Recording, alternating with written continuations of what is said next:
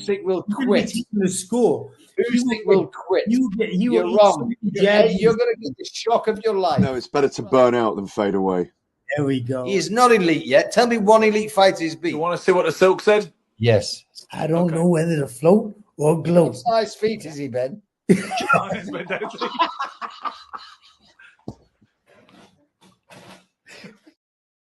Hello and welcome to Sugar, Silk and Stretch, arguably the best boxing podcast in the world. My name is Ben Doughty. My name is Michael Silk Olajide.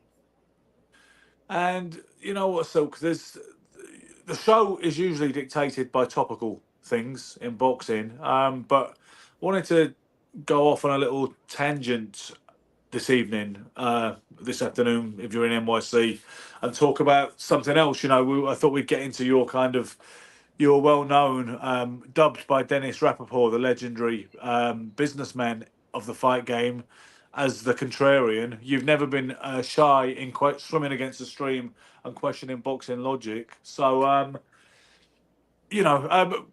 I've framed this with your contention about the left jab. Just quickly, I will say, as far as action went last night in the UK, where Denzel Bentley scored a stunning second-round knockout over Derek Ozaze, the punching preacher, at the Mecca of Boxing York Hall, and over in Quebec City, have you seen that Christian Mobili, who did a number on Sergey Deverenchenko, who ran Lomachenko, we're talking about Lomachenko, who ran Golovkin close a few years back.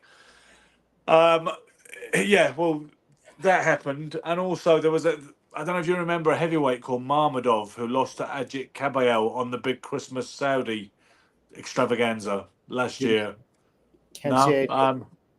I'm saying this for the benefit of our diehard fans who follow it in an anarchic sense anyway, that a guy called Guido Vanelli handed him his second loss last night. That is Marmadov, the Russian. And Gino Vanelli. Did you do that song, Gotta Move? Gino Vanelli? Yeah, it does sound like that. This guy's called Guido Vanelli.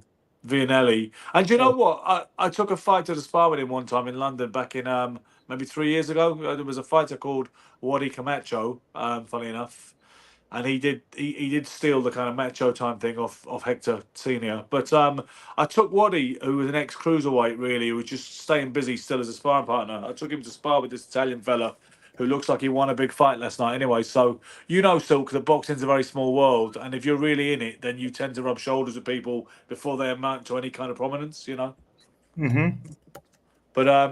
But basically, the hell with that, and let's get back to talking about the way I framed the show and what you want to talk about. So, Silk, I did want to talk about Gino Vanelli for a second. I thought he was amazing. Black cars look better in the shade. You got to move. I mean, he had some great hits. I don't know where he went to, but now you tell me he was a boxer. So, yeah. I mean, funny thing, before we get back to the main business, you would be really well cast, maybe in a kind of futuristic movie as one of them. Your look and your kind of ambience, to an extent, is that one of the token black guy in the predominantly white Bohemian crew. A bit like that picture Mike Steinker posted the other day of you supposedly arriving in 1985 with your punk rock entourage. You're like in that Night of Living Dead, and you do get that. That's a real thing. I've lived in those kind of Bohemian rock and roll circles, and you do get the token, really stylish black guy who thinks I could compete with all the brothers over in this kind of culture, or I could be here and be super special and no doubt better endowed, and and I could be that quirky rock and roll black guy. That's a little bit like you, isn't it? Well, not really. It's just that I'm exposed to all types of music growing up. So I was exposed, being born in Liverpool, England, you're exposed to a certain type, what your parents grow up, and then when you're growing up and what your parents bring in front of you. And then, of course, what your friends bring in front of you. So you kind of like dip and dive into both things. And then growing up in Vancouver, Canada, again, I'm not growing up in a concentrated black society, you know what I mean? Not like even in Atlanta or LA or anything, you know what I mean? It's just that I'm exposed to so many different cultures and people, Indian, Asian, white, and very limited in Vancouver at that time anyway, black people. So, like myself. So you kind of, it's interesting. You look at the world differently. You experience everybody's, I love the curry chicken rotis and samosas and all the rest of that kind of stuff. I love the apple pie, and I love the the fufu and juju. You know, and all I that got to stuff. tell you, I didn't want to talk about it for that long. I wish I hadn't thrown it I to you. know, I know. Because you're like, if you want to play that game and talk about my eclecticism and cross-cultural pollination, then we can do that for half an hour. Great. Listen, Silk, you've said it before, and yesterday, I believe it was yesterday on Facebook, you said it again. You said any fighter who masters the right hand, let's say if you're orthodox, or the left hook, you will be just as successful as if you master the jab. Absolutely. So you think it is overstated, well-worn cliche that boxing is all about the jab. The jab is the most important thing. It starts and ends with the jab. You're like, enough already. Jab, jab, jab. Yeah. Yeah, absolutely. I mean, come on. The jab is a punch, and the thing is with boxing, the more you see, the more you see it, the more you know how to defend and counter it. So if you grew up in a gym where guys do a lot of jabs, and then all of a sudden it's commonplace, and you're in the ring with somebody that's throwing a jab, you know how to shut it down because you had to do that already. So it's what you've been exposed to. Obviously, that makes a huge difference. And what they tend to do with society, they say, okay, I'm not just boxing society. They say, okay, the jab is the most important punch in boxing, and that's what you're going to learn first and foremost. And you're always, when you're coming out of the combination, you're going to throw a jab. And when before a combination starts, you have to start it with the jab. And it's your distance, and it's not. Your eyes keep your distance. Let's be real about that. You know what I mean? The jab doesn't create distance at all. Your eyes tell you depth perception, and they give you the distance between your opponent. You know what you can hit him with. Now, your jab is your longest punch generally, right? Because it's the punch that's closest to your opponent. So of course, it has to be, right? It has to be, unless you're at short range when it's too long and the right uppercut is closer to them. But, so basically, what people are saying, Ben, is when you're if you lead with your jab first, they're not leaving any room for creativity, which that's what boxing is. Boxing is about immediate adaptation. You see what Julian says there? Can you? It's right feeding into what you're saying. Oh, let me see. Okay, I got to make it a little bigger for my one eye. Coaches only ever say use the jab and don't see their fighter getting timed every single time. Absolutely, Julian. I mean, it can go on. I mean, we can just go on forever with this. It's almost like somebody wants to make you pedestrian. They want to make you basic. Like I guess you know what I mean. I guess I started with bare knuckle. There was a way in which to fight bare knuckle, and those were the rules. And then came the Marquis of Queensberry rules, and then it changed. But still, it was very much like fencing, and there was a way in which to do it, which was pleasing to the boxing, the boxing gods at that time, or the leaders of boxing, or this is the way in which to do it, and that's what they like. And then what happens? People with personality start coming in and doing their own interpretations of it. And people like Sugar Ray Robinson, Willie Pep, even coming up to Nas and Muhammad Ali. But Willie Pep was all about the jab. And Ali, it was still. He may have been all about the jab, but he certainly was different in the way in which he moved. You know what I mean? He wasn't really jousting with anybody at that point. You're right. No, you're right. He was different. But having said that, you see when people talk about that style, which really exploded in terms of global consciousness with Ali, the forerunners of that style that I observed was a definite link were Gene Tunney. Certainly. Listen, the thing with Tunney, right, is I've only really seen him do that against Dempsey. If you watch him as a light heavyweight, he didn't box like that. So maybe Tunney wasn't normally styled like that, but against Dempsey, he looked like that. Who else? Tommy Loughran, Billy Conn. You watch Billy Conn. Yes. He's got that hit and hop thing and that beautiful movement as well. Willie Pep obviously had it. Who else? Jersey Joe Walcott had his own variation of it. It was a little different. Yes. Absolutely. When I think about movers, Yeah, and it's the guys that do it different that really stick out in our minds. The guys that are conventional, they tend to, you think of, and I don't want to throw any salt on anybody's, I think of guys like Jim Watt, and I think of guys that are very, you know what I mean? Boring. Like they stand up very, it's like they're. Well, you know what? Michael, that was the Terry Lawless style. That was the Terry Lawless blueprint. We had Charlie Magri on Friday night, right? And that's a Yeah. shame you couldn't be a part of that. But his manager and mentor was Terry Lawless. And Jimmy Tibbs, who is a real boxing man and one of our most decorated professional boxing trainers in British boxing history, he couldn't stand the Lawless blueprint, even though he was working under Lawless. He was trying to train these guys. And he said, I'd have them all nice and loose and doing good head movement and combinations. It's Lawless to come in. He said they'd all put their hands up like this and start jabbing, and so, Yeah. you know what I mean? That was the Terry Lawless blueprint, which Jim Watt very much typified. Yes. I mean, it absolutely, this type of style that keeps you just like mummified, it's dexterity becomes creativity. Creativity is dexterity. The ability to be able to do things with your hands, to do more than one thing at a time, to be able to think and throw complex combinations comes from getting out from under that jab is the preface to everything you do in boxing. So now I know that if I'm fighting this guy and I know he's a jabber, I know whatever he's going to do, I know that left hand is coming first. So the rest of it is, I don't have to be a prognosticator in order to know what's coming next. And that's interesting because when you see a fighter and you'll see a fighter throw the jab, what comes next more than anything? The right hand, right? Yeah, or it might be another jab, Michael. Because here's the thing, right? It could be another jab, but basically it's a straight punch. We're going to talk about a lot of things tonight, and we're both going to be 100 miles an hour because that's the way we are. But there is the thing, obviously, the 1-2, which is the next boxing 101 thing, right? After the jab being so fundamental, you've got the 1-2. But do you agree that half the time, if you're gonna come with that kind of approach, you're usually better off with a double jab right hand because the 1-2 squares you up for getting countered straight away. Often, I feel. Whereas the double jab, you seem to have so much more time to decide whether you're going to throw the right hand or not. You know what I mean? Yeah. Well, at that point, usually if you throw a double jab, you're not looking to hit them with either left hand. You're looking to hit them with the right hand. The jabs are distractions, or they help you, or they're like you're shuffling in behind it. You're moving in behind it, so you're giving them something. Yes, you're moving with a double jab. You've got to get right, right. Yeah. So if you're doubling up on a jab, you're usually stepping in behind it. Absolutely. And you're closing the distance between. So, I mean, these are all common things and they're all okay. There's nothing wrong with them. They're absolutely, they're essential.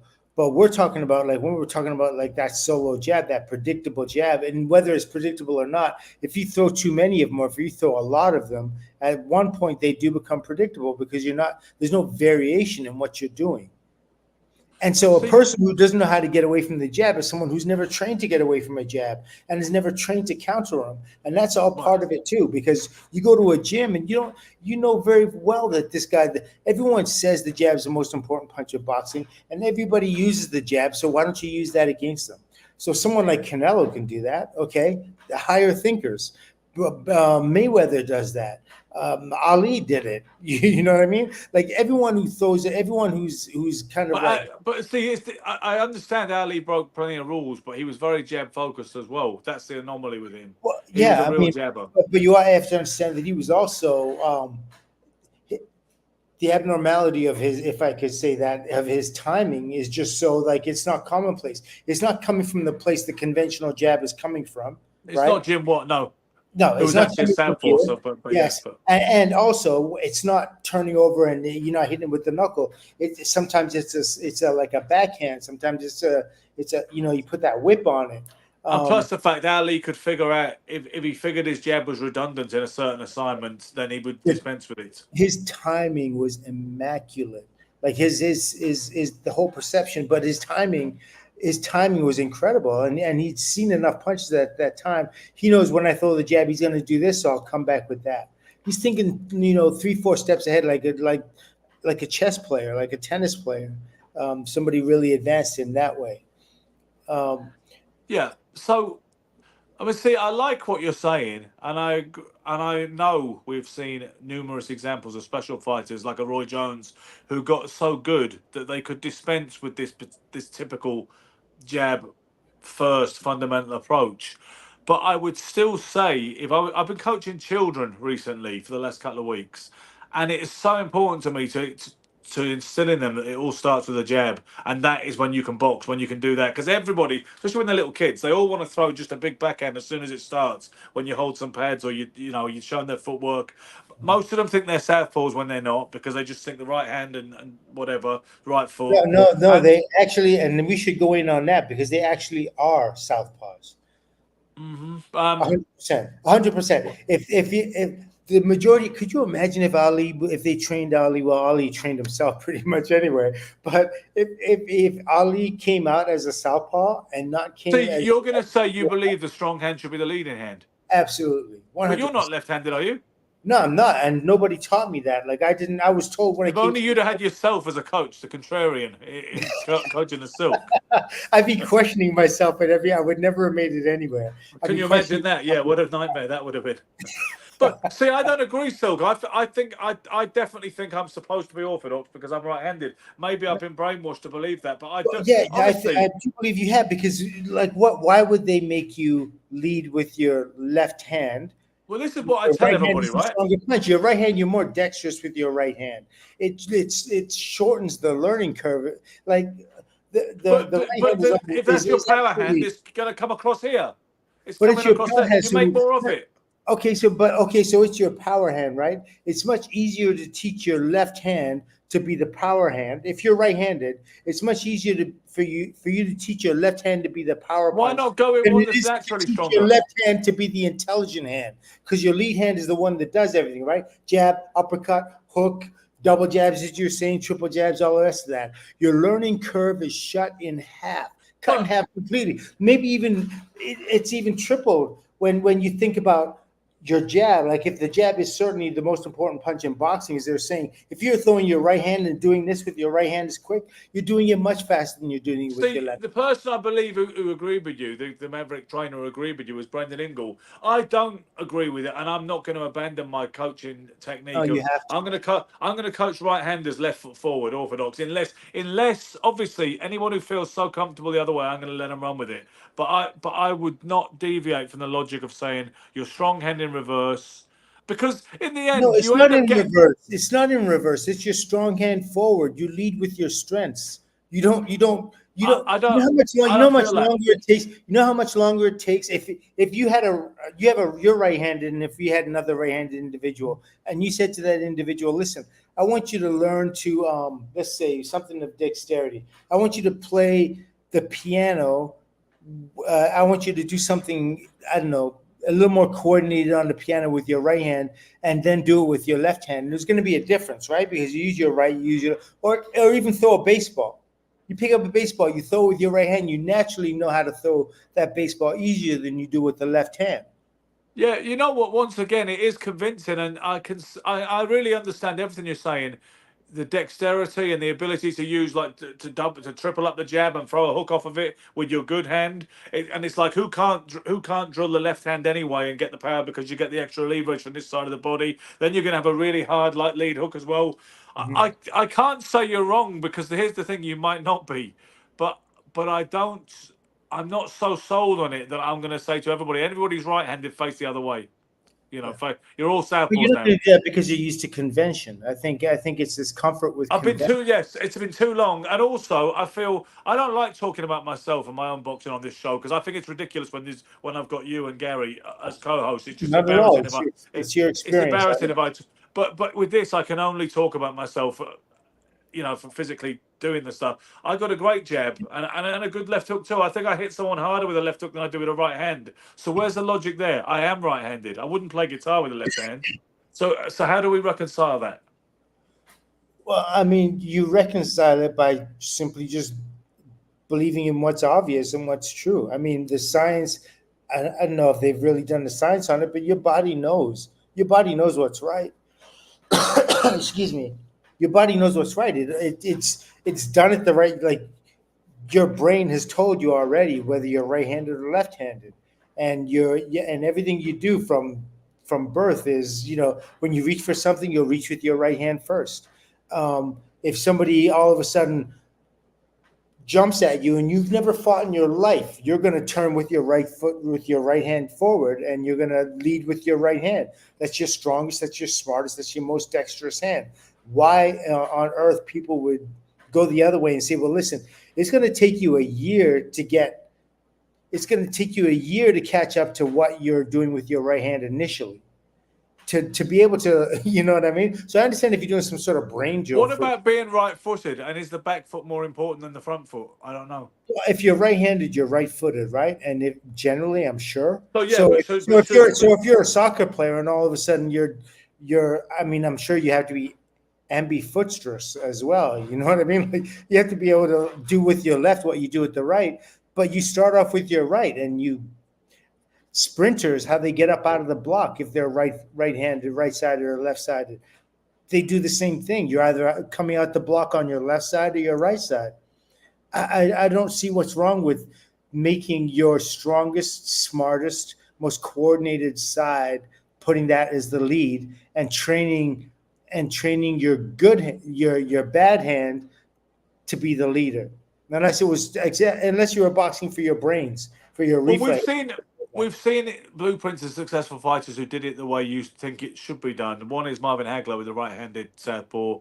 You got Barrera and De La Hoya were both left-handed orthodoxes, and clearly it worked for them. But then it worked wonderfully well for guys like, I believe, Ali and Robinson were both right-handed. You know, I believe Willie Pep was too. You know, so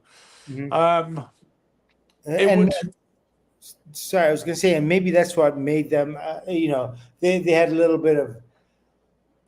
Well, I mean, it's really hard to say to get into that head space. That's for sure. But but the Robinsons, the Jones, even in terms of the Ali's, they weren't Roberto Duran. They weren't. Maybe Ali a little bit, but again, he's an unconventional jabber, and they don't necessarily. Mayweather, the jab was pretty important to him. But having said that, he'd lead with whatever he felt like. Yes, exactly. And he'd throw the jab to the body more, actually, probably more than he'd put right to the head. Yes, and he would do that because he feels he could be countered if he did that over and over again. So he's always changing his shots up. I completely understand that. Because Floyd, it was all about not getting hit, wasn't it? It was literally about not getting countered, not getting hit. Every fighter thinks don't get hit at all costs. And if you wanted to have the best defense, I think at some point the jab is used out of fear as it is as much out of the precursor to a knockout punch or like some sort of whirlwind offense and setting up knockout blows. Like the jab is something that keeps your opponent away from you and isn't necessarily used as a scoring punch at that point, or to hurt your opponent, or the precursor again to left hook or an overhand right or anything. We all know how important the jab is, from whether you're orthodox or southpaw, from whatever side. And yes, it is an important punch. But when you come to southpaw and orthodox, I know I'm getting my messages crossed a little bit here, but I know for sure that if you're leading with your strongest side, you're leading with your smartest side. And the other one, strength, you can always bring up. Strength is easy to bring up. So you're saying, you can give yourself a devastating left cross. I wonder how Tommy Hearns would have been if he'd have boxed southpaw then. Could you imagine? I mean, his left hand alone, like that, like he. But would he have not had that right hand silk? No, he would have still had it. He would have still had it, but he'd have still had it from the left side. He'd have still had it in the form of his left hand. Yeah, absolutely. So he'd have had a devastating left cross instead. Well, do you notice that southpaws generally tend to be, again, have greater dexterity than orthodox fighters? When you look at their ability, like when you take a look at even just common everyday southpaw fighters, and you look at them and you watch them, they're able to throw like more different variety of punches. The stereotype is that they're boxers and they're counter punchers, although Frank the Animal Fletcher didn't exactly fulfill that. Yeah. I mean, I've seen plenty of aggressive southpaws in my time, and guys that like to just go at it. But I don't know, maybe it's the way they're nurtured. People say you're a southpaw. I'm sure there are biases that way too. So you've always got to do this because you're southpaw. You always have to move to the right. You always have to come over his jab with your right hand. Things like that. Whereas when I'm teaching people, like people that are going into competitive boxing, I turn them southpaw. Absolutely. and if they're right-handed, they So lead with your their right fighter hand. Blue, what is he? I do teach them how to fight, for instance, with their right foot on the inside of the orthodox fighter's left foot. And it's extremely important because you're going to be there and you can take advantage of it. But if you always teach your fighter, again, using that same thing, you always have to this. If you teach that fighter, always have his right foot on the outside of the orthodox Yeah, because you fighter's just left said the foot, inside. in You the just said wrong place. inside. Yes, that's what I'm saying. I teach him how to fight on the inside of it. If you But you don't suggest he does that all the time. if you're always teaching your southpaw fighter, the only way he's going to have an advantage is to be outside that lead left foot of the orthodox fighter. You're wrong. He can have an advantage with his foot on the inside of the orthodox fighter's left foot. Absolutely, 100%. Your punch lines are different, of course, right? What's open to you, is different, but you have the ability to get it because you have dexterity. Your fist turn. You know what I mean? And so Well, yeah, this and plus the is fact I've never gone along with that moving away from the power hand thing, because whichever way you're moving, you don't want to get hit, and you don't want to get hit with either of the hands. And it's distance that gets you hit, and openness. It's not the direction you're moving in that gets you hit. yeah, no, it's not. I mean, it's absolutely knowing, where your opponent's hands are, and that's And that's what the you other can do thing. about it. Yeah, you know what I mean. Like they talk about, you have to look into the eyes of the fighter in order to be in the fight. Like no punches. No, the most important thing in boxing in terms of defense is knowing where your opponent's hands are. When you know where the fists are, then you can do anything in the world with it if you're taught right from the beginning. Respect his hands. That's the only thing in the ring he's going to hit you with. Forget about looking into his eyes and all Hopefully. this kind of stuff. No, well, Yeah. I mean, we're talking boxing. You know what I mean? So if he's doing something else, then he gets disqualified. But hopefully, but we're talking right now about boxing. And if you know where the opponent's hands are, then you know where you know his capacity, you know his ability. You could then use your timing. You can then use the natural advantages that you may have to take more advantage of the opportunities that are presented you. And I think that's like boxing's just been too primitive, like the teaching for so long. There's no expansion of knowledge. There's no explaining. Like every time a fighter throws at you, every time a guy punches at you, he's open to be hit. That's how initially you should be teaching your fighters. There's no That's other. what that's there's what no Buddy other- McGirt. That's what Buddy McGirt said to Tarver before he fought Roy Jones. I think the second time he said, "Can he punch so fast that he can punch and block punches at the same time?" Yeah, And the but answer is no, no. but I don't know if I'm saying the same thing. What I'm saying is, every time he throws a punch, a man is open. The worst thing you can do, That is the same thing. the worst kind of boxer that you can fight, the hardest type of boxer that you can fight is a fighter that doesn't throw any punches, because they're extremely, especially if they're quick and fast, they're agile, they're impossible to hit. They're almost impossible to get out the ring. They're thinking defense first, and they're always here. They're never leaving you an opening. You have to, of course, make an opening. Openings happen when fighters punch at you. You pray to God you get a guy who's going to come winging shots at you, because an intelligent fighter, someone like Terrence Crawford, you saw in his last fight, the man wasn't necessarily swinging punches like other guys. So you know what I mean? So it was slim pickings in terms of when he's going to get his opportunity to throw and do work. Now, guys that throw hands, look, I'm right here. As soon as I throw my left hand, I'm open. 3/4 of my body is open. When I'm here, 3/4 of my body is covered. So now when you start teaching your fighter head movement, and so that jab is coming at me, let's say the left hand's, I slip to my left and I have all this open. I have body, I have the chin, I have, I can come over with the right hand. There's so many things open, but we don't teach fighters like that anymore. It's almost like you get your turn to punch, I get my turn to punch. You get your turn, you get my turn. And the ones that are significantly better than the other ones are the guys that know when you punch, you're open. I'm going to make you miss. I find an opening, and that's all there is to it. Put my hands where your hands aren't. Yeah.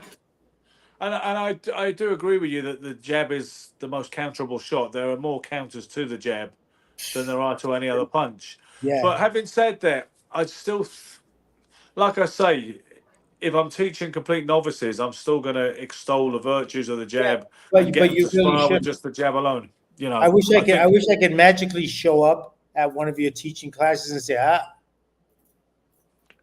well, that's Dan, what I was going to say. Mr. As much as Dowdy, if that's not somebody right. understands boxing deeply and has a boxing intellect, this is a good conversation. But that's what I was going to say. If you came anywhere near a bunch of kids, I would just teach them first. I'd say, get the fuck away from them. I wouldn't Yeah. say that because I know you're not stupid, but you know what I mean. But the idea of talking all this logic, you wouldn't talk like this to them. You just because Oh, but they're hearing it for most the people. first time, so it's not even logical to them. It's just like, okay, that's how you do it. Like it makes sense that you would put your best foot forward. It would make sense that, you know what I mean. I'm not going to teach you how to do something that you already know how to do because you're going to be further ahead, like right away. No, And that's but we're not. I'm not that's talking about that the point. anymore. And I'm that's the talking about point the I was. jab. And that's the point I was saying, though. That's why southpaw fighters just appear so much more complex. Like in terms of Michael Nunn, Marvin Hagler knew how to throw any punch. Michael Nunn knew how to throw any punch. Hector Camacho, he could throw any punch. All these guys that are southpaw fighters leave like orthodox fighters are primitive generally in comparison to them. I think I think you're picking some special southpaws and applying that. I'm not. You know what I mean? I think you know, you could match those guys at Ali, Leonard, and Roy Jones on the other side, and say, look at what those orthodoxes could do. You know what I mean? You do get ordinary southpaws, and you do get hittable southpaws and aggressive southpaws too. I agree with you though. They do tend to be more cerebral, and they do tend to be counter punchers. That sometimes they're perceived as being more negative guys, aren't they? Southpaws. Well, I mean, I think people just are, you know, because they see him as being something alien, and they haven't seen anything like that before. And punches are coming from different angles, you know, or supposedly different angles, and people are panicked by that. And it's like you can't be panicked by something different. I mean, yeah, I mean, it's not an eight-armed individual coming at you. There's still ultimately two fists coming at you, and you have to learn how to, you know what I mean? It's not like they're coming at you at an infinitely different speed or at angles you haven't done before. So people make it intimidating when it really actually isn't. I know myself when I started boxing, and I was really fortunate that in the gym there was a very advanced southpaw who was, you know, a Canadian champ, and he fought internationally as well on the amateur scene. And he was older, he was stronger, he was much more advanced. And my dad had me sparring with him early and adjusted me to southpaws. And it was one of the greatest things that ever could, you know what I mean? Because I didn't, at that point, whether they were orthodox or southpaw, I'd had the experience of them both, and it didn't cause me any hesitation.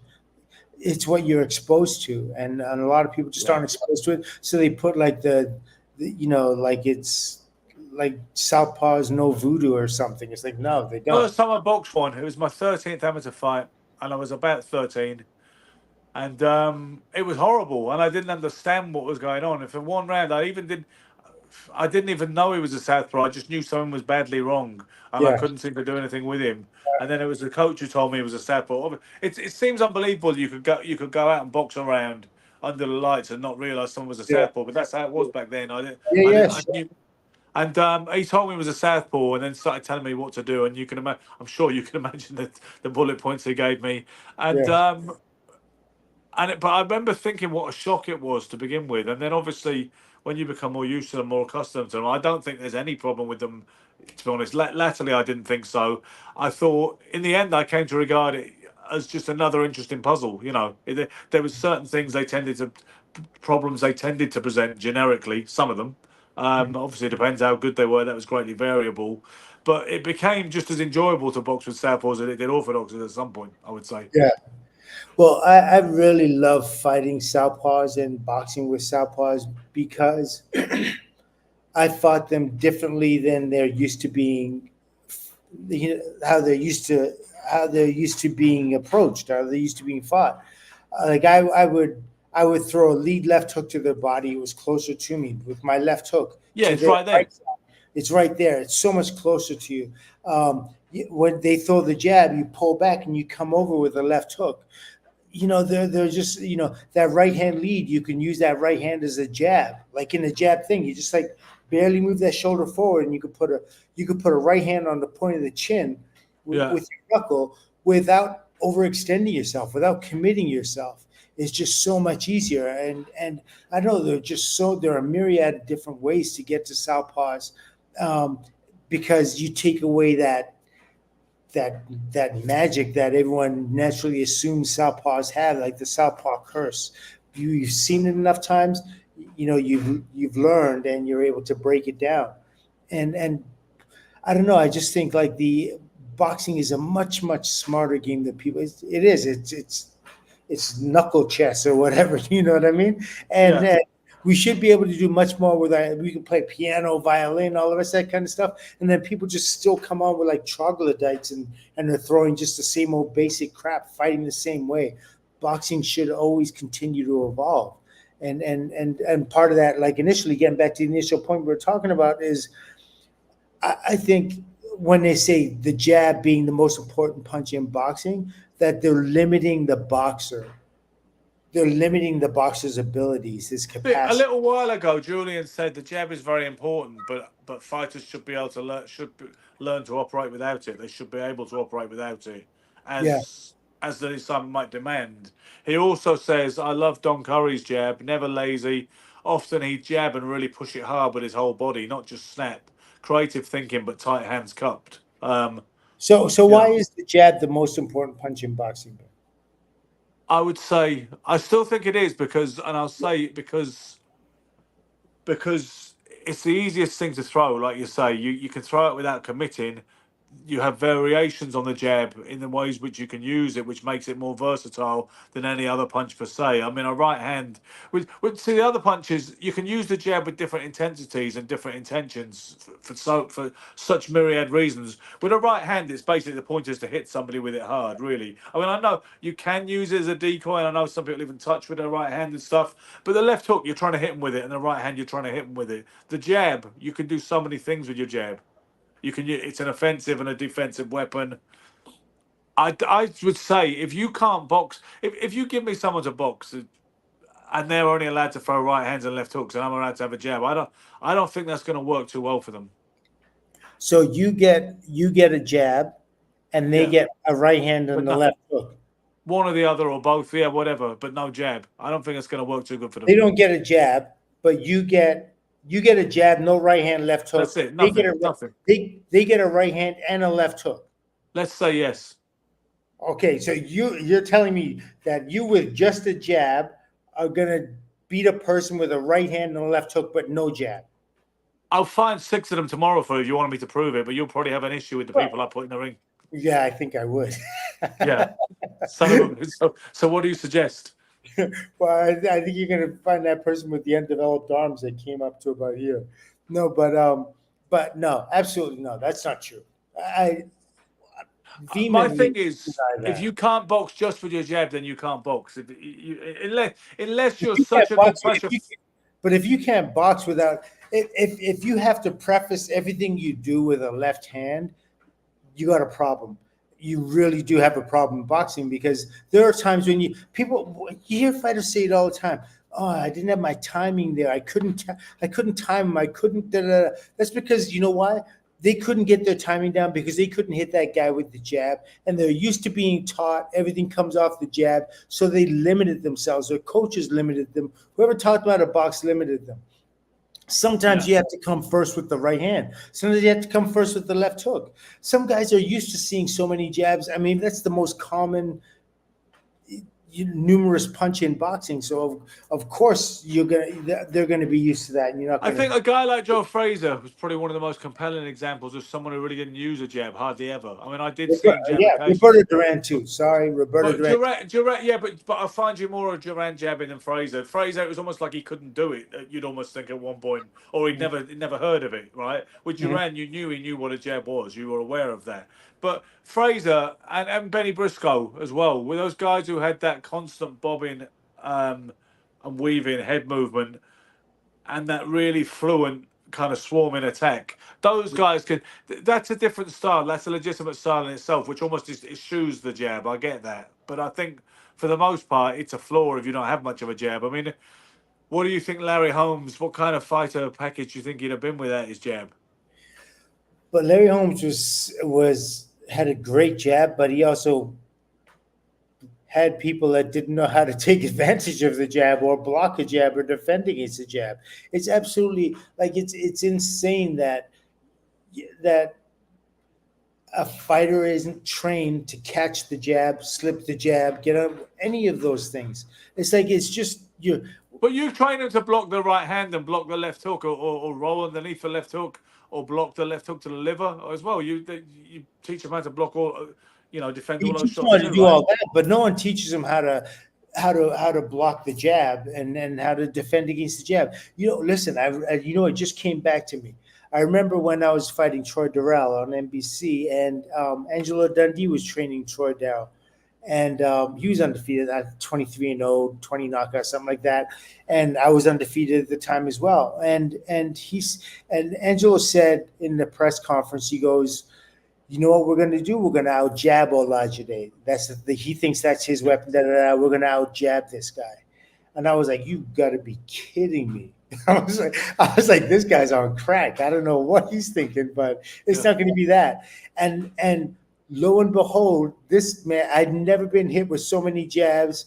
Not Tommy, not Frank Tate, not any fighters that I've fought more than I have with this guy, who had a shorter, because he knew exactly what to do, how to take away the thing we're talking about, like reach advantage, for example. Like you say, well, longer arm fighters are always going to throw the jab, and that's their advantage, because he knew how to at the same time that I threw my jab, he threw his jab and wasn't in line with my jab. So he slipped off to the side and came with and hit me with a jab. We threw exactly at the same time, and he caught me with his jab, whereas my reach should have been longer, but timing overdid my reach, or like one out over my reach advantage. Mm-hmm. You know what I mean? So reach advantages and all the rest of those things don't count in the face of timing. Timing is what's important there. Absolutely. I want to get this question in before we roll on, because there's lots of other comments after this. But Federico says, "Is the left jab to the chest the most effective way to break down the Philly shell defense?" Is the Philly shell? No, I don't think so. I don't think the left of the chest is. I think it's like, personally, to break it down, I think, one, you need the overhand right. That helps. And you need to like feints really help too. You get them to commit first. You know what I mean? Once they commit, they freeze, and then you have your choice of spots to go to. And you don't just throw blind. Like, too many people throw blind. You think you're going to punch through the guard. Fighters try to do that too much. There's always something open on a fighter, but it's about making the right decision at the right time. A lot of people like, "Oh, he's against the ropes. He's like this. He's not going to throw at me, so I'm going to throw, and I'm going to throw anything and everything." And it's just not the intelligent thing to do. You need to, systematically take him apart and yeah. So, I mean, what I would go with as a coaching methodology would be to extol the virtues of the jab and ingrain it, and then explain the Olajide. This is when you've done those 3 years, you get to graduate. You go to Silk College then, and then he says, "Now listen, you're gonna forget everything you learned up to now, because they're not gonna forget it. That's the value of that. It's already ingrained." And you say, "Listen, I don't care what you thought you knew about box. That works for me. I don't like it for. I mean, I understand your notion about teaching it right from the ground up." And creating a wonderful new being, but I like the idea of dismantling some of that boxing 101 logic when you've become very adept at it. You know what I mean? People like people love sameness. They love conventional things. They don't necessarily, what they don't understand, like people that do it different, that just isn't commonplace, and that isn't necessarily pleasing to the eye either. But doing everything the same limits a boxer. It limits it. you're just putting barriers on them to their creativity, to their natural flow. It's like, no, don't do it like that. It has to be done like this. This is the right way to do it. I spent my whole early amateur boxing life in that situation. People telling me to keep my hands up when I didn't want to, wouldn't do it. People telling me not to showboat. People, and obviously trying to imitate the heroes I'd seen on the screen. And when you're younger, you don't tend to be too mature about it. You just tend to try and ape that stuff, and you think, no, you can do what they can do. Yeah, and I spent my whole life getting that's told what not makes, to do this. and that's what makes you different. Even if you do the conventional stuff, but there's stuff in your personality that's true to you that you must do as a part of it. Because if you're falling 100% under one, like, I guess unconventional is to a person who is very extremely creative and open. Unconventional is doing those things, like the basic jab, to a person who's like this flourishing, wild dervish kind of individual. That's kind of like wild to them.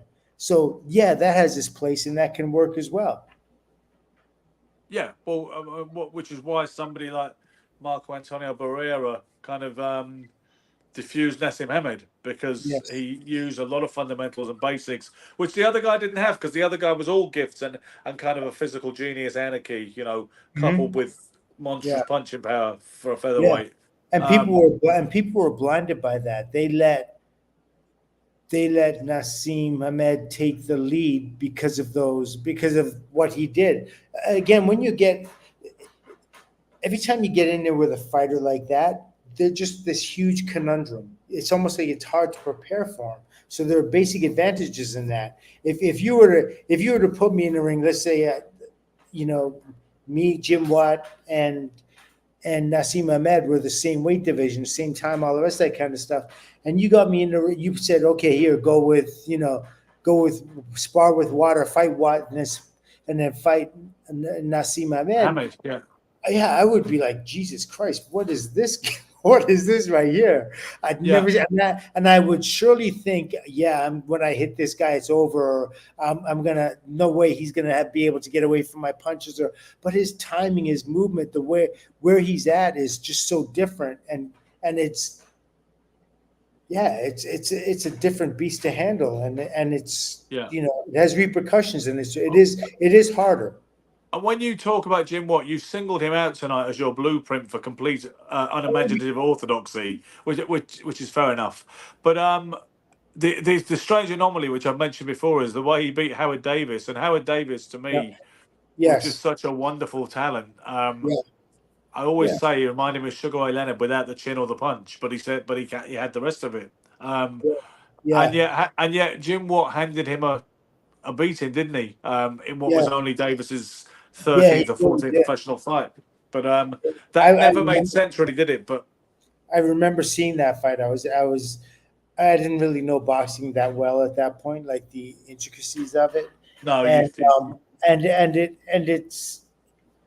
I knew Davis wasn't really a puncher, you know what I mean? And I know that Jim Watt was a hard worker, but I still didn't expect that for some reason. I just thought because of Howard's confidence, you know what I mean? I thought for some reason that was going to win it for him, but it did come down to the conventional 1-2 and the jab and all that kind of stuff. And he was able to, and the stamina and seasoning, probably. Jim Watt was a professional veteran at that point, and he had. There's no taking away from him. I mean, he was a world champion, and he beat a lot of really good fighters, excellent fighters. You know what I mean?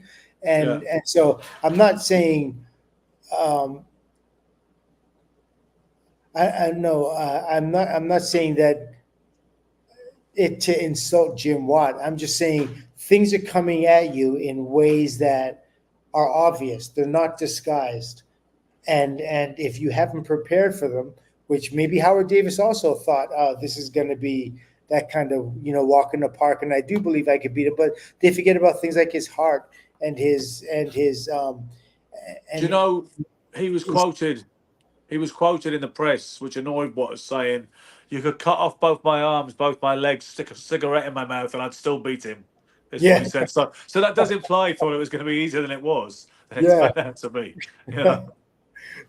So it really has a lot to do with like the psyche of an individual and a fighter as well. and certainly Jim Watt doesn't see himself as a limited fighter, and when he throws punches, you have to be able to deal with it. And Howard Davis was absolutely not able to deal with it at that point. And especially once it started to get deeper into the fight, he had no answer. Yeah, Federico says, is the overcoaching in boxing not just down to the potentially dire physical consequences of being less conventional? Whereas in other sports, you might encourage it because it doesn't have those physical consequences of getting knocked out. Is that a factor that he asks? You know, in terms of saying, don't have your hands down, don't do this, don't do that, don't lead with anything besides it. I'm not quite sure what the question is, so I may ask you to rephrase it.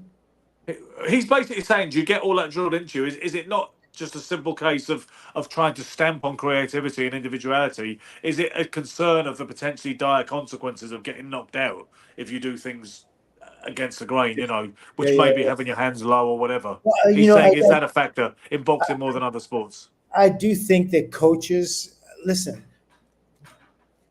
are about do it the way I've taught you to do it. And if any other teacher comes around and trying to teach you any other kind of theory or theorem or whatever it is, they're not going to respond to it positively, even if that's what your fighter needs.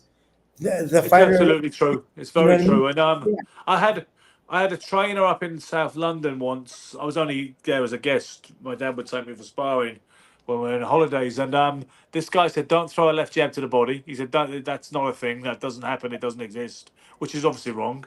Yeah. And we had another guy, the guy that ran Roxburgh House Boxing Club in Stroud, Gloucestershire, back in the day.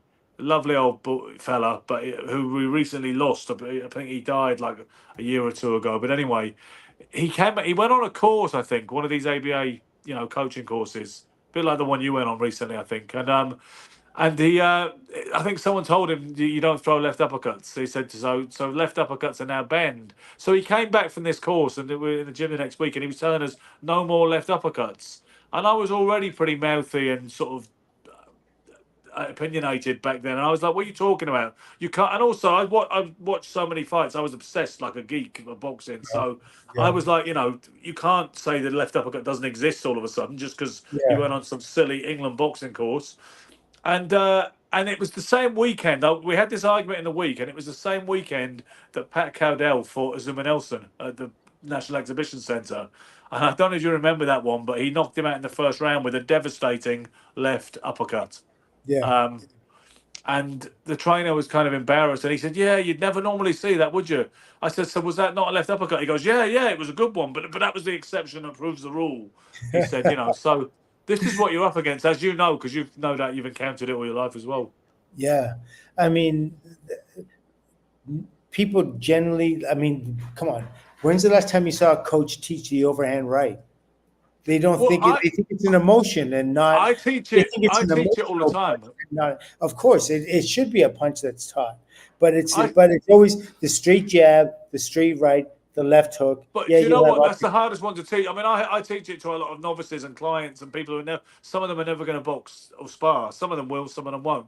But and the overhand right is the hardest punch to teach, along with the screw shot, which we spoke about a couple of weeks ago. But I believe that's because you don't have baseball in your country.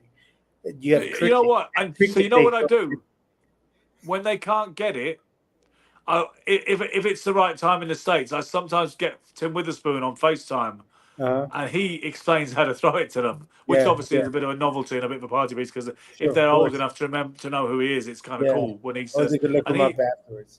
He says, ball up. He says, like you're bowling a ball, and then ball up your fist once you've got that motion going on. Then just ball up your fist at the end of it. That's what he says. Yeah, I mean, the overhand right is. Well, to me, I believe the left hook is the hardest punch for people to teach, for people to learn, more than the overhand right. I think the overhand right is kind of like a natural. Like if you were to.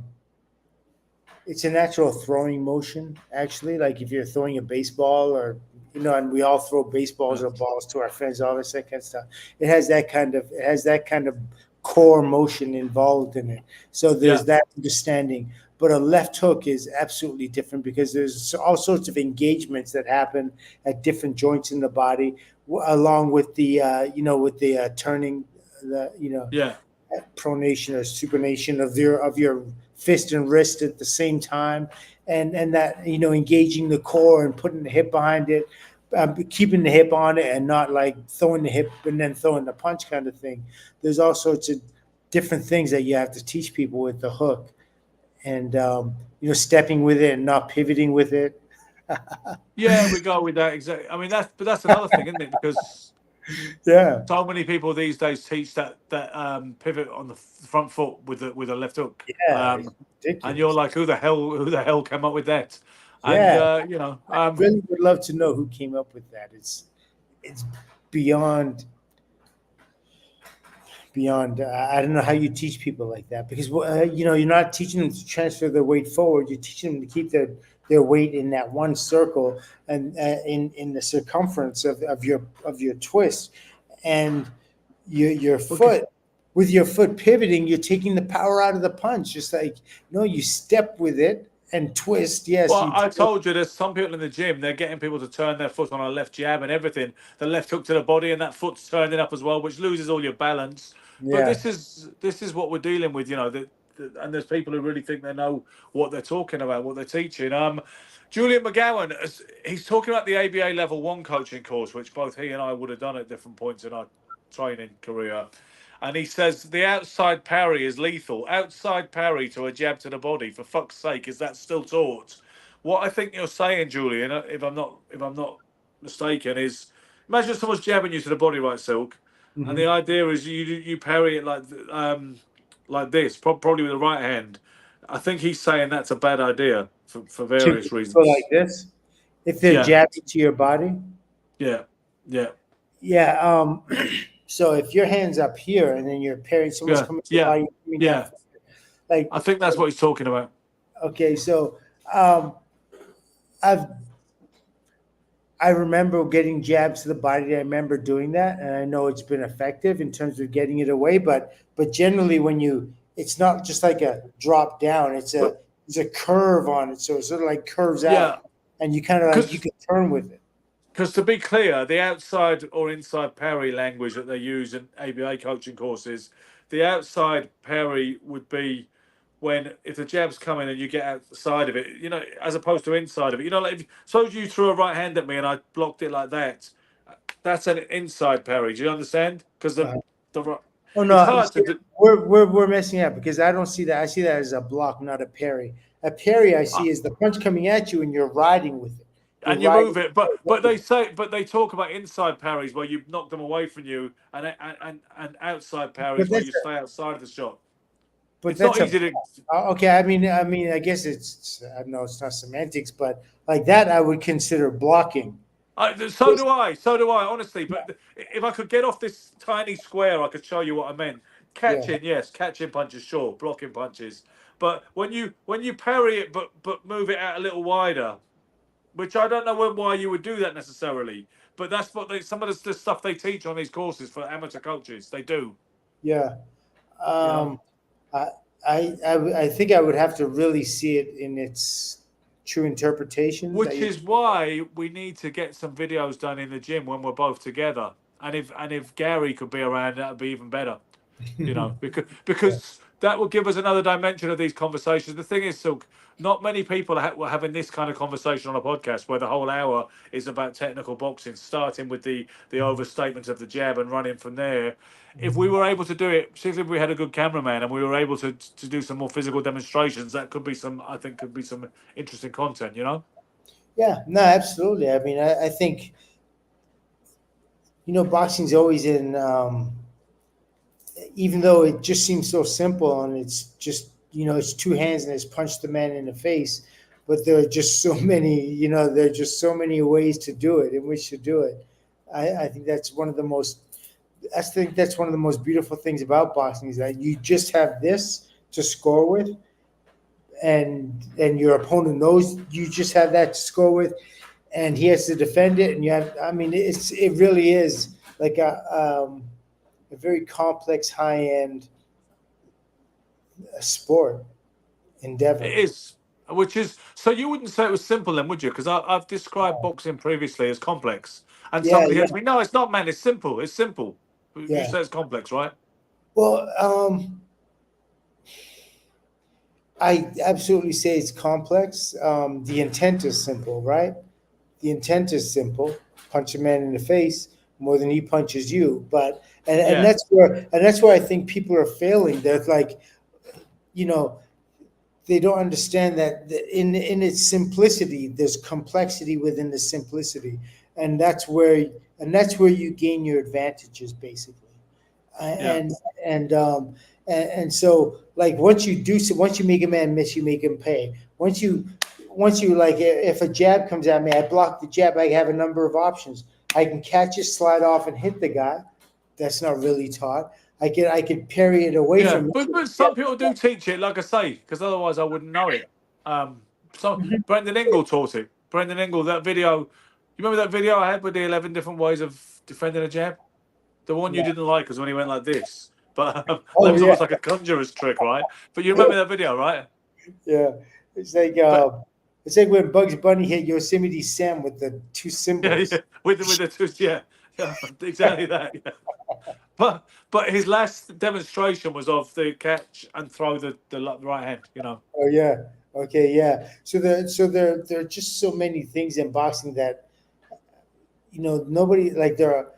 I don't know. There are connoisseurs now, and those guys tend to like be the best in boxing, like Davis, like Crawford, like Yeah. Canelo, like Beterbiev and Bivol.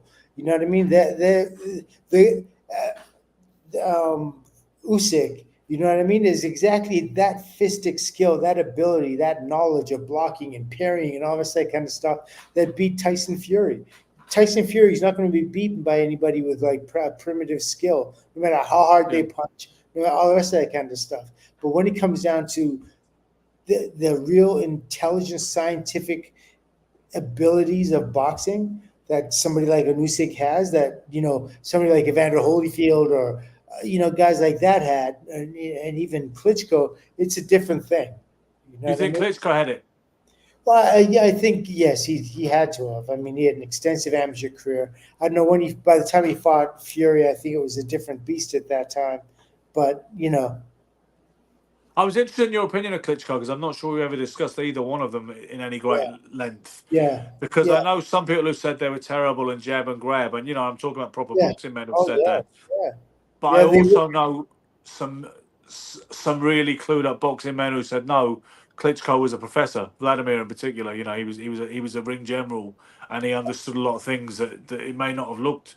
He may not have had the nicest aesthetic style, but he was actually a ring general. yeah. Well, I think at one point, I mean, that was one of the greatest moves he ever made. That almost, I'm sure, got him the world titles that he wanted, was like going with Emmanuel Stewart, because Emmanuel Stewart taught him how to use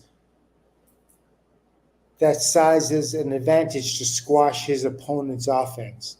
Yeah, He really literally taught him how to hold, because he did the same thing with Tommy Hearns.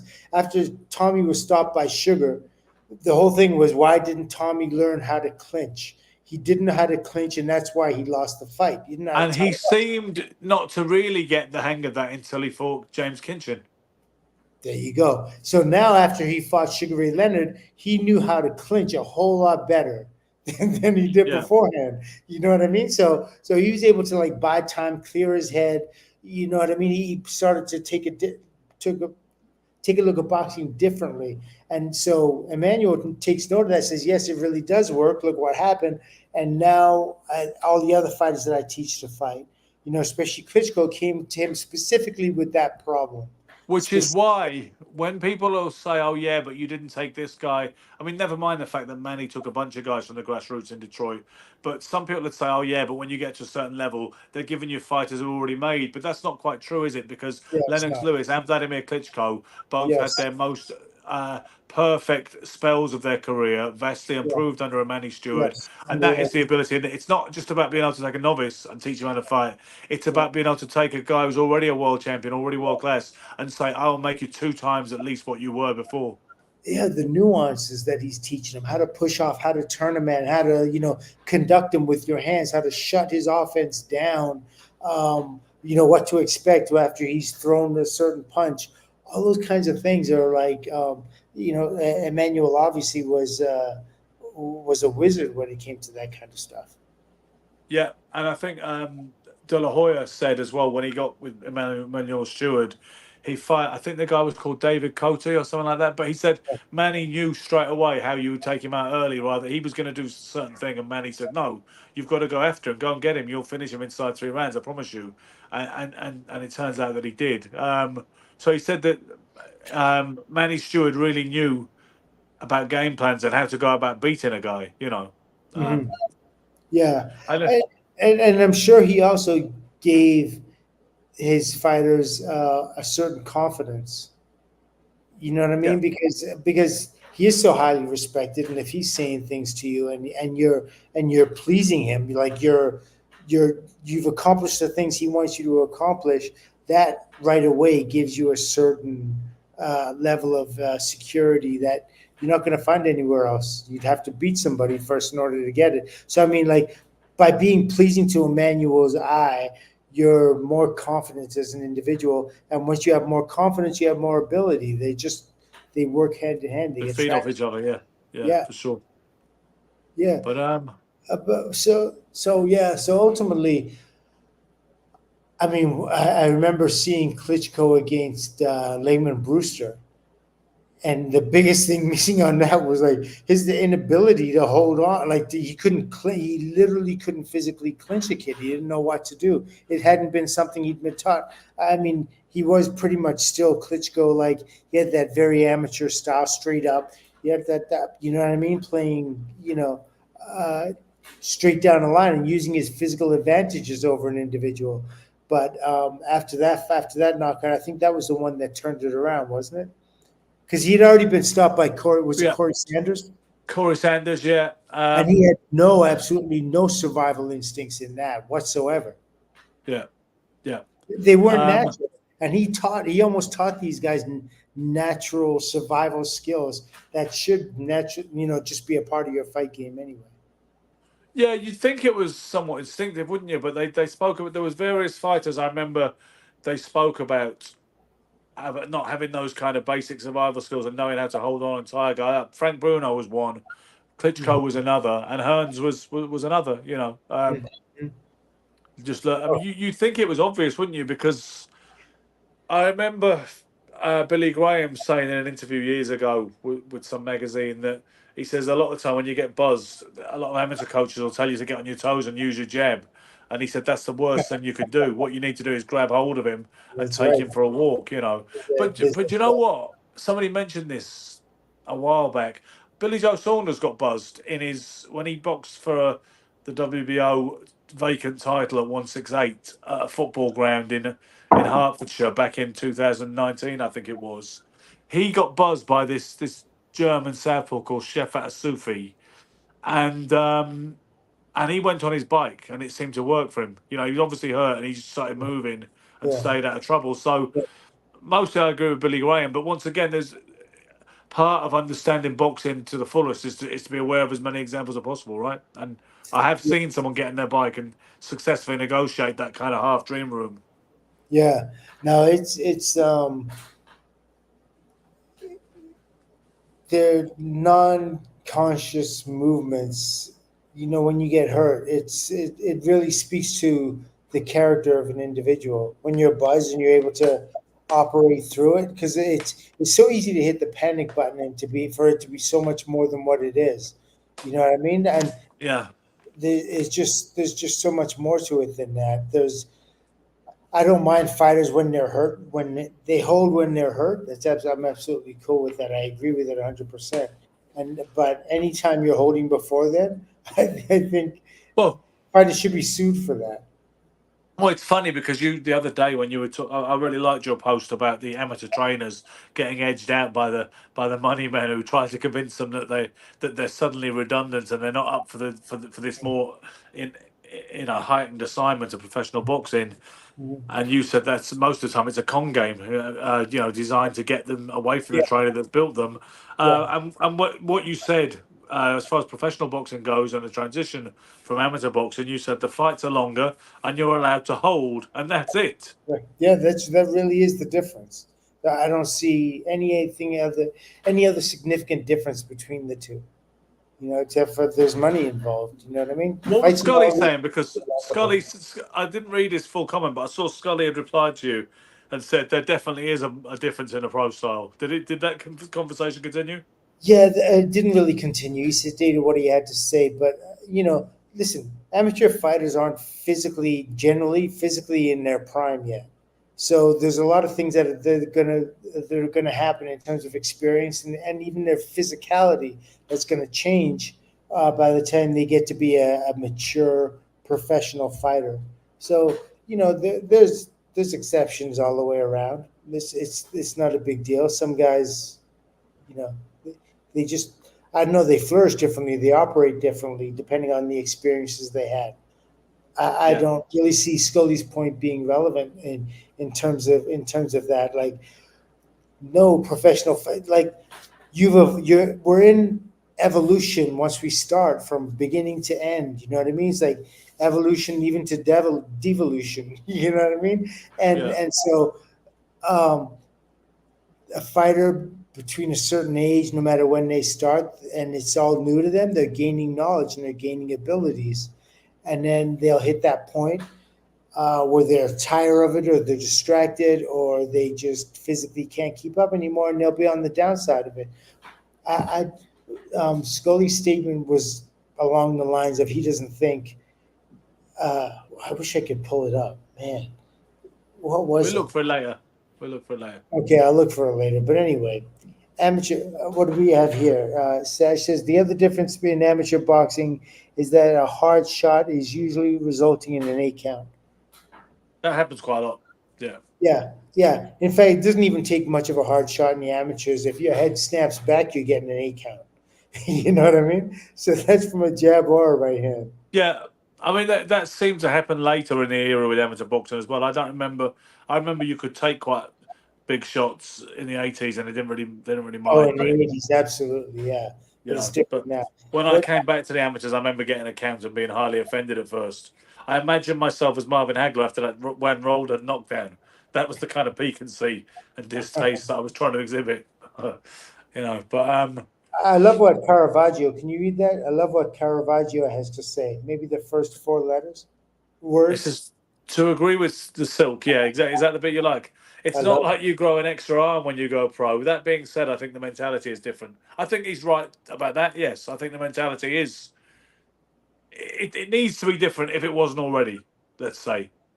Yeah, well, and that's the point. To the point I was saying, like, you grow in confidence because every time you have a fight and you win, you're certifying to yourself that what you did is good, and so you work harder at that. You get stronger at that.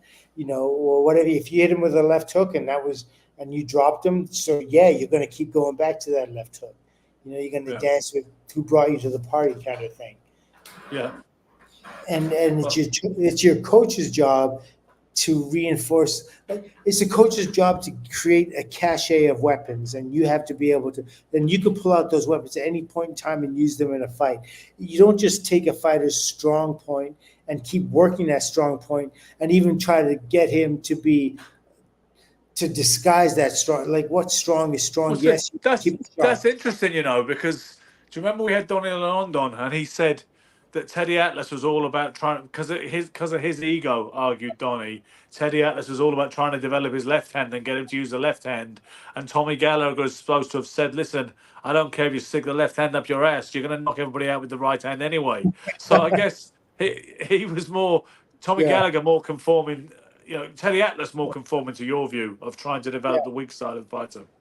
Well, I mean, here's the thing. Donnie also had like an issue with his left hand. He couldn't really throw it, rotate it, turn it as well. So he had to use it more of as a distraction. So trying to make Donnie's left hand, a left hook, a strong left hook, when he couldn't turn it into the going against nature, couldn't turn it into it's not the nature of his arm. He could no longer do that. So yeah, it may have been, I also think it's more ideal if you don't have a trainer that turns up trying to shoot you a couple of years later because you went your separate ways. Yeah, quite that's possibly. That possibly put bad taste in his mouth, regardless of any kind of coaching issues. He probably sensed something along the way, like that kind of behavior, that kind of mentality makes you apprehensive anyway. So who knows? There may have been teaching issues, training issues before then. Yeah, well, I heard about Teddy having a rock with Hector Camacho at Gleason's gym. I heard they had an altercation. Did you hear about that? Yeah. Yeah. He had it with Hector Camacho. Was it Hector Camacho? I know he had it with Hector Roca as well. So there's two Hectors. Oh, yeah. He maybe just didn't like people called Hector. With Hectors. Yeah. Projector. Yeah. On that note, this has been an interesting show this time, I feel, at least anyway. It's interesting to have participated in it. I hope it was interesting to watch it. Guys, we will be back next Friday. But before you sign off, because you're going to sign off without talking about our back and forth, our tete-a-tete with who's leading in terms of the prognostication of fights. What is that anyway? I tend to have lost. I ain't got the scores handy. They're in my phone. I'm talking to you on the phone because the phone has got better sound than the computer. So. Oh man, come on! You know what it is. I know the Ben Dowdy mind knows what it is. Honestly, I can't remember. You're winning, but I can't remember the scores. Okay, so what's it about? I think you're I can't remember, honestly, Silk. It's gone blank. It's more important to you than it is to me. No, I don't think there's one person that watches this show that would agree you don't know what it is. I think, you know what I mean? You're playing with us. You're something like 21-8 or something like that, I think. Thank you. And I'm 22-14, I think. And Gary's I think he's 22-12 or something like that. Yeah, something like that. So I'm in what place? You're in first place with a mixture of luck that you've done less predictions than we have, so you've had less chance to get it wrong. You've had a couple of gift decisions like that Michaela Mayer one, I think. You got lucky with Usyk when Fury slipped on a bump in the canvas, all that kind of thing.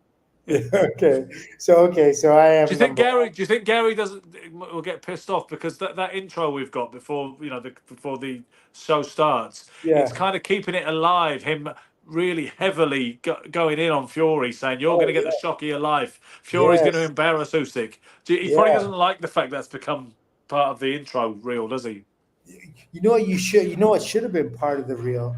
What should have been part of the reel was when I said that. That the kickboxer was going to knock Tyson Ngannou. Ngannou was going to knock Fury down, but was still going to lose by decision. Why isn't you didn't actually say, as I recall, that as such. What you said is Mike Tyson is training him to score a knockdown, not necessarily to win, but he's training him to score a knockdown. No, absolutely not. You need to go back and look at that again. I said if you find that interesting, then you go ahead and look at it. I remember you saying that anyway. You said Mike Tyson is clearly training him to score a knockdown. You said that. Yeah, that's one of the things I said, yes. Besides that, I did say that when I called the fight that he was going to knock him down, but he was going to lose the decision. I did say he was going to lose the decision, not get knocked out by Fury or anything. You know what? I think you deserve a cookie for that. So go down. There's this place I know on the Lower East Side. It's called Gooey on the Inside. Okay. Go ask for Kathy. She'll hook you up. I recently did. She has these greatest. I just had this ice cream sandwich of hers. It was insane. You've actually had the croissant, the ice cream croissant. Yeah, the ice cream croissant. Yeah. Listen, and I had it, even though I had a cavity, I ate it. And Dublin. I wasn't sorry. That's the thing. It hurt like hell. How about a sponsorship, Dublin? Kathy, get in touch. We could plug this stuff. You could actually have them on the show because you don't live too far from there. They don't travel so well, I found out. But no, they melt fast. Yeah. But we want a sponsorship deal with Go on the Inside, the What coolest fights are cookie coming shop up, on the man? Lower Are East there Side. any good fights coming up? Well, there'll be a bunch of stuff happening. I'm trying to think what is happening the next weekend. The next weekend will be the 24th of August, right?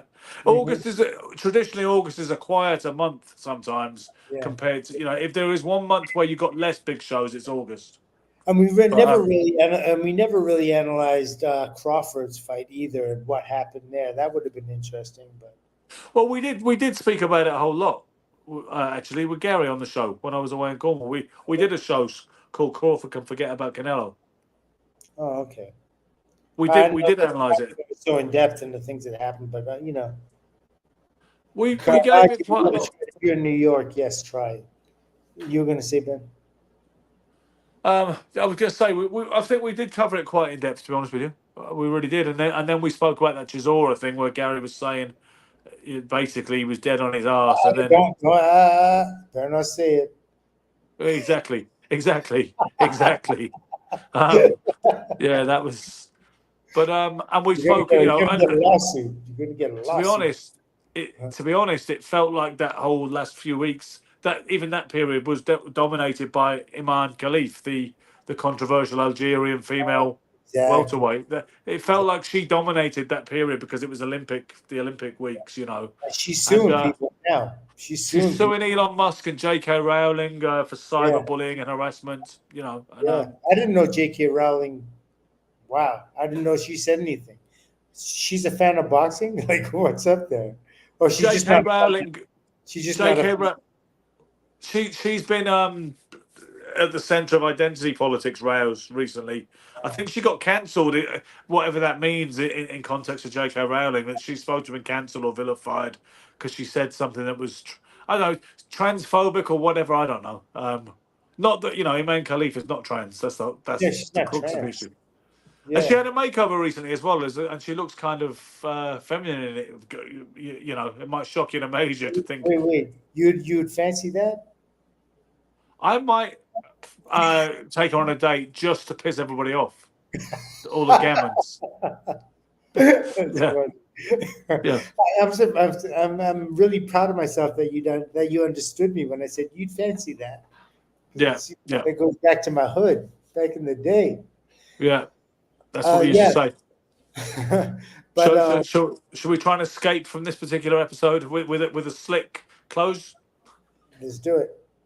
Okay, guys, thanks as ever for following Sugar, Silk, and Stretch. Stretch will be back next week, live and in colour as well. We look forward to that.